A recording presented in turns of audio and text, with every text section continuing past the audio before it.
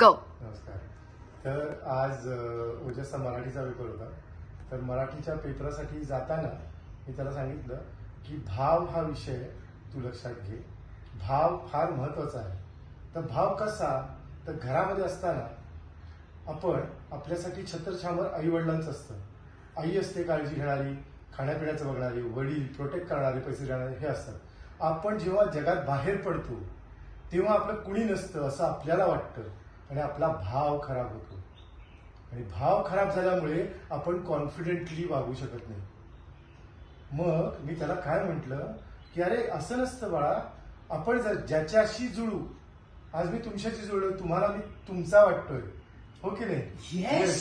तसंच जर का सूर्याशी जुळलं ना, सूर्याला वडील केलं, तर असे लाखो अंबानी बंबानी सगळ्यांना पोशिंदा तो आहे. आपल्या सगळ्यांचा, तो सगळ्यांचा लाखा करोडो सगळ्या विश्वाचा पोशिंदा आपला बाप झाला.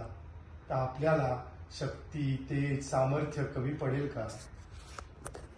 आणि जर का ही जमीन आपली आई झाली तर ती आपल्याला पडू देईल का? आणि हे बघा, सकाळी उठताना जर का आईवरती पाय ठेवायच्या आधी आई मी तुझ्यावर पाय देतोय ग, बरं का, मी तुला पायाने पण स्पर्श करणार आहे, पादस्पर्शम क्षमस्व मे असं म्हणून उठलं. उठून आंघोळ करून त्या वडिलांचं दर्शन घेतलं. वडिलांचं दर्शन घेताना भाव वृद्धुंगीत व्हावा म्हणून सूर्य नमस्कार घातले. आणि तो माझा पोशिंदा आहे आणि तो त्याच्याकडे मागायचंय.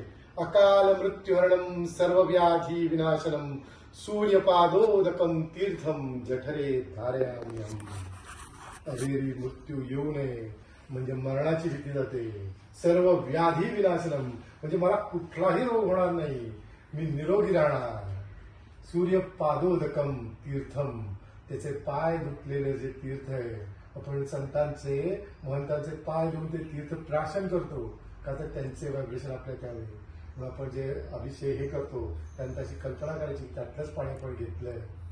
नदीत जर का आपण अर्घ्य दिला सूर्याला, तर त्या नदीतलंच पाणी घेऊन अकाल मृत्युहरणम सर्व व्याधी विनाशनम सूर्यपादोदकम तीर्थम जठरे धारयाम्यहम असं केलं की त्याचं तेज जठरात धारण केलंय. मग खाऊ ते पचतं आणि तेज येतं. असं तेजस्वी राहण्यासाठी असा सूर्य आणि जमिनीबद्दलचा भाव आपण केला की काहीही बाहेर कुठेही असलं तरी कमी पडत नाही.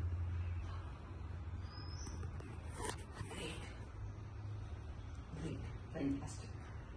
Thank you, Girish. Thank you.